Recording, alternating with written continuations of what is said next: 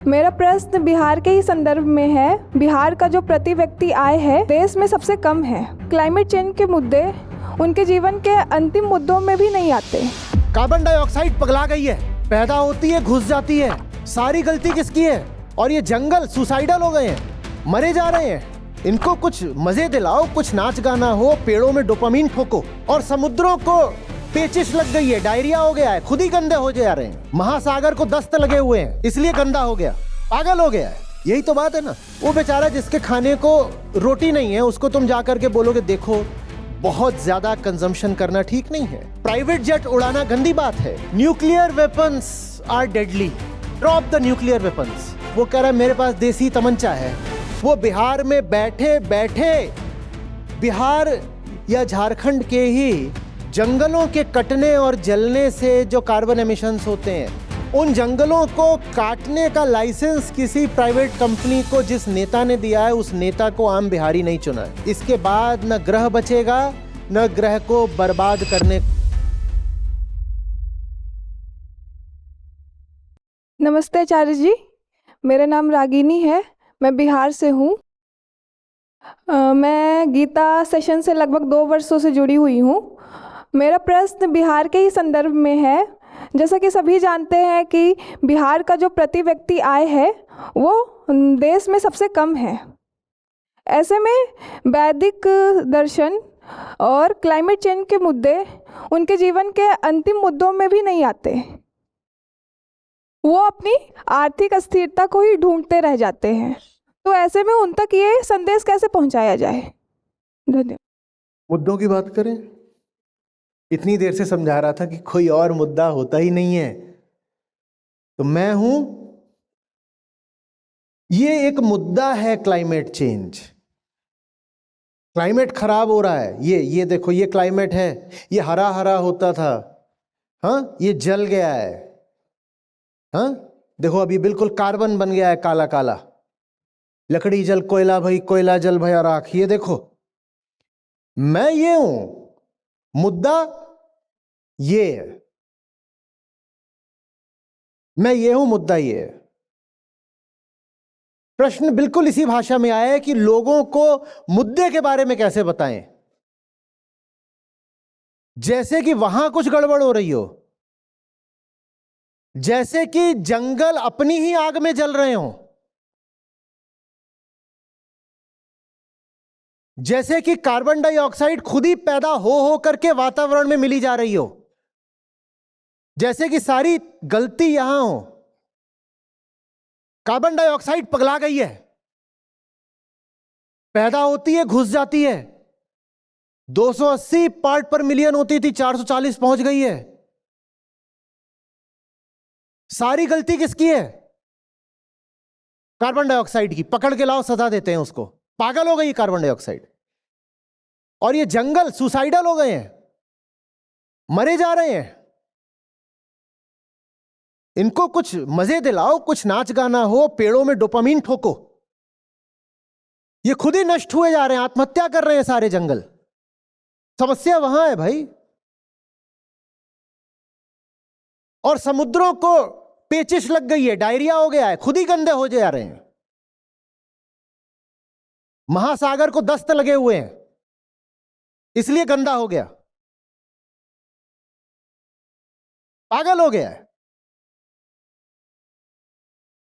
यही तो बात है ना। और ये जितनी प्रजातियां हैं पशुओं की और पौधों की, इनको सबको निर्वाण प्राप्त हो गया है, तो ये कह रहे हैं अब हम विलुप्त हो जाते हैं, अब जी के क्या करना है। सारी समस्या वहां है ना। आर्कटिक को बुखार लग गया है भाई। कोविड लगता है, मनुष्यों को छोड़ के आर्कटिक चला गया, तो आर्कटिक को गर्म करे दे रहा है, तो इसलिए बुखार में उसकी सारी बर्फ पिघली जा रही है। पागल है आर्कटिक। मास्क नहीं लगाया था बर्फ ने। सारी समस्या वहां है। लोगों को उस मुद्दे के बारे में बताएं या उस मुद्दे का जो जिम्मेदार है उसके बारे में बताएं? कौन है जिम्मेदार? इंसान। इंसान को इंसान के बारे में बताओ, दुनिया की सारी समस्याएं सुलझ जाएंगी। और इंसान को इंसान के बारे में नहीं बताओगे और मुद्दों के बारे में बताते रहोगे तो करते रहो पेरिस एग्रीमेंट एक के बाद एक, सीओपी, उससे कुछ नहीं होता। कुछ हो रहा है क्या? मत बताओ कि जंगल कट रहे हैं, मत बताओ कि आर्कटिक पिघल रहा है, मत बताओ CO2 कितना पहुंच गया। इंसान को बस आईना दिखा दो, क्लाइमेट चेंज ही नहीं उसकी सारी समस्याओं का समाधान हो जाएगा।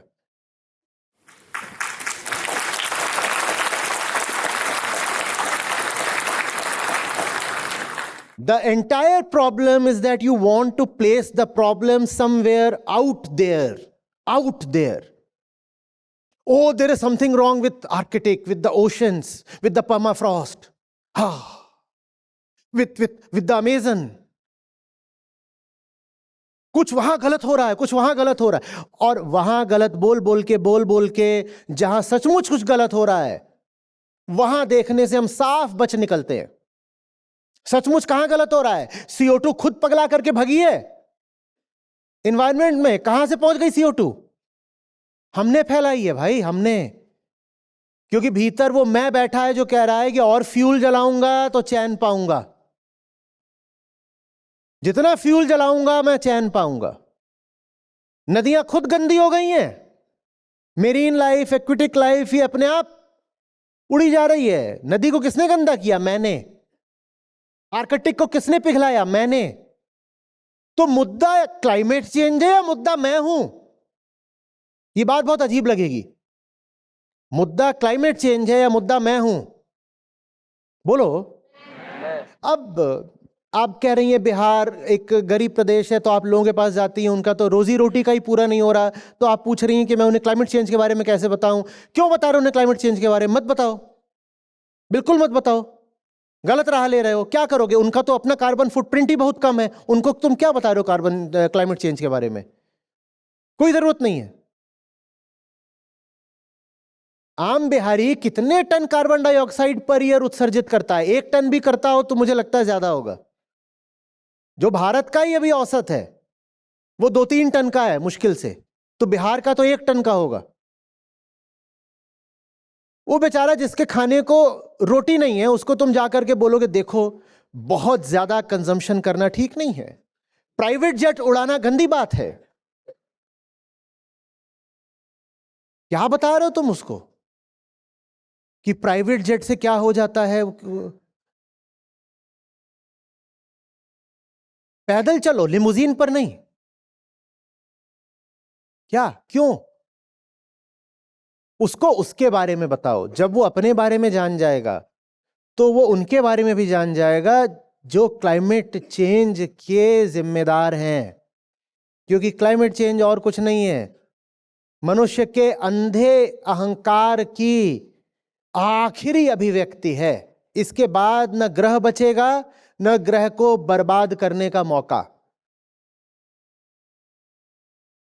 जो खुद को जानने लग गया वो उनको भी समझ जाएगा जो पृथ्वी को बर्बाद कर रहे हैं।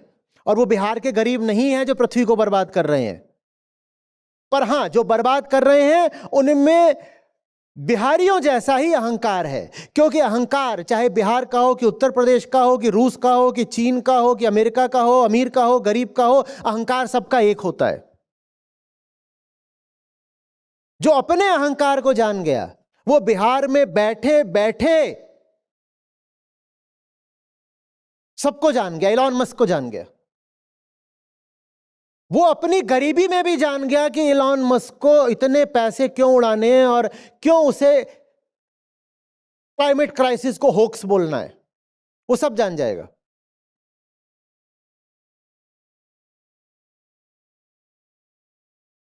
सब पता चल जाएगा। जो ये जान गया कि वो क्यों 4-4, 5-5 बच्चे पैदा कर रहा है गरीब होकर भी, वो ये भी जान जाएगा कि कोई ट्रिलियनेयर होकर के 15 बच्चे क्यों पैदा कर रहा है।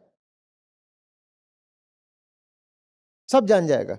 पर आप जाकर के मुद्दे की बात करोगे, मुद्दे की, तो उस मुद्दे में तो किसी को रुचि नहीं आने वाली, आनी भी नहीं चाहिए। क्योंकि सच पूछो तो क्लाइमेट चेंज पृथ्वी की वो बीमारी है जो उसे अमीरों ने दी है। भारतीयों का उसमें कम योगदान है, विशेषकर भारत के गरीबों का तो बिल्कुल नहीं। भारत के भी जो टॉप 0.1 परसेंटाइल अमीर हैं वो कंट्रीब्यूट करते हैं क्लाइमेट एमिशंस को।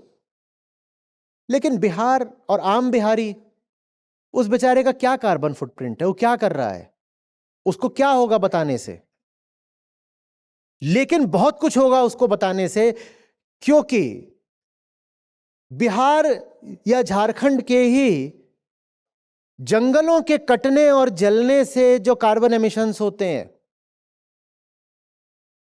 उन जंगलों को काटने का लाइसेंस किसी प्राइवेट कंपनी को जिस नेता ने दिया है, उस नेता को आम बिहारी नहीं चुना है। जो व्यक्ति अपने अहंकार की प्रक्रियाओं को जान जाएगा, वो अपने नेता को भी जान जाएगा। तुम अपने नेताओं का फर्जीवाड़ा इसीलिए नहीं समझ पाते क्योंकि तुम अपना फर्जीवाड़ा नहीं समझ पाते।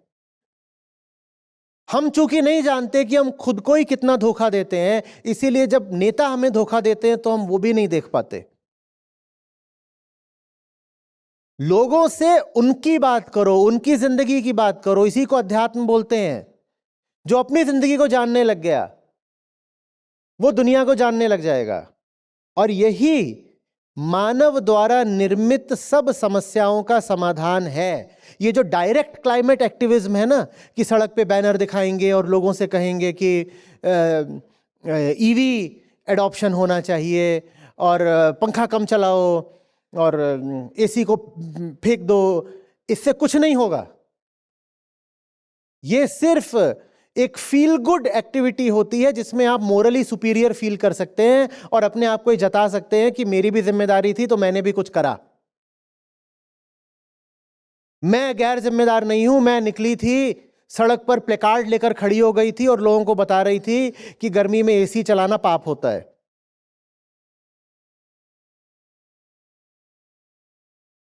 उससे कुछ नहीं होता।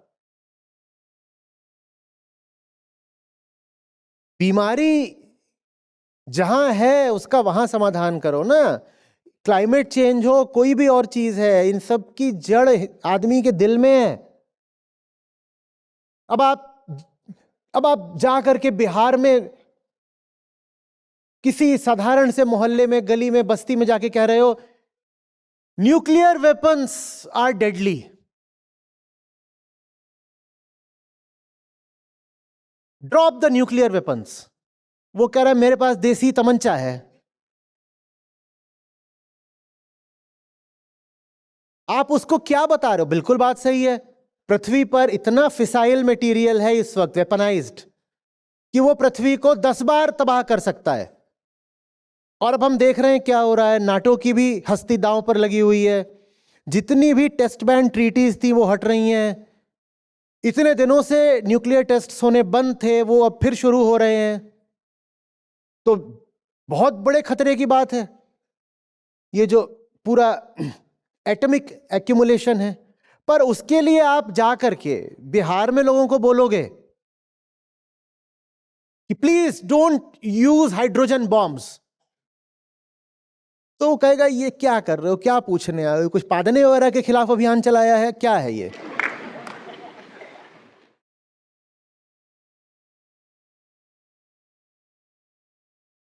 लेकिन अगर हम समझ सकें कि हमें हमारे पड़ोसी से डर क्यों होता है और ईर्ष्या क्यों होती है, तो हम ये भी समझ जाएंगे कि रूस और यूक्रेन का युद्ध क्यों हो रहा है और रूस और अमेरिका ने इतने सारे आणविक हथियार क्यों इकट्ठे कर रखे हैं। खुद को समझो ना। तुम्हें यह तो पता है नहीं कि तुम पड़ोस में जो वर्मा जी रहते हैं उनसे इतना जलते क्यों, और जलते हो और प्रतिस्पर्धा भी करते हो, डरते भी हो और उनके प्रति हिंसक भी हो जाते हो। और यह बात बिल्कुल नहीं समझते कि ऐसा हो क्यों रहा है, लेकिन चाहते हो कि रूस और अमेरिका संधि कर लें। तुम शर्मा जी से नहीं संधि कर पा रहे, तुम शर्मा जी से नहीं संधि कर पा रहे तो पुतिन और ट्रंप कैसे संधि कर लेंगे? पहले तुम समझो तो कि वो कौन है जो लड़ाइयां करवाता है, वो कौन है जो पड़ोसी को पड़ोसी से भिड़वाता है। पहले उसको समझो, फिर उसके बाद सारे न्यूक्लियर वेपन्स हट जाएंगे। क्योंकि उसको न समझने की नासमझी से ही सब फसाद होते हैं, सब लड़ाइयां होती हैं। पहले पत्थरों से होती थी, फिर तलवारों से होती थी, फिर तोपों से होती थी, अब आईसीबीएम से होती है। पर अहंकार वही है, पुराना बिल्कुल।